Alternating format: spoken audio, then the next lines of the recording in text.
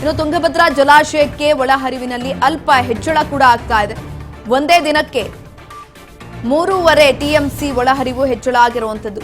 ಒಟ್ಟು ಜಲಾಶಯದ ನೀರಿನ ಮಟ್ಟ 1633 ಅಡಿ, ಸದ್ಯ 1596 ಅಡಿಗಳಷ್ಟು ನೀರು ಸಂಗ್ರಹವಾಗಿದೆ. 105.788 ಟಿಎಂಸಿ ಸಾಮರ್ಥ್ಯವಿರುವಂತಹ ಡ್ಯಾಂನಲ್ಲಿ 17.511 ಟಿಎಂಸಿ ನೀರು ಸಂಗ್ರಹವಾಗಿದೆ. ಕಳೆದ 24 ಗಂಟೆಯಲ್ಲಿ ಸರಾಸರಿ 44,782 ಕ್ಯೂಸೆಕ್ ಒಳಹರಿವು ಹೆಚ್ಚಳ ಆಗಿರುವಂತದ್ದು. ಪ್ರಸ್ತುತ ಒಳಹರಿವು 49,728 ಕ್ಯೂಸೆಕ್ ಇದೆ. ಕಾಲುವೆಗಳಿಗೆ ಮಾತ್ರ 144 ಕ್ಯೂಸೆಕ್ ನೀರನ್ನ ಬಿಡುಗಡೆ ಮಾಡಲಾಗ್ತಾ ಇದೆ.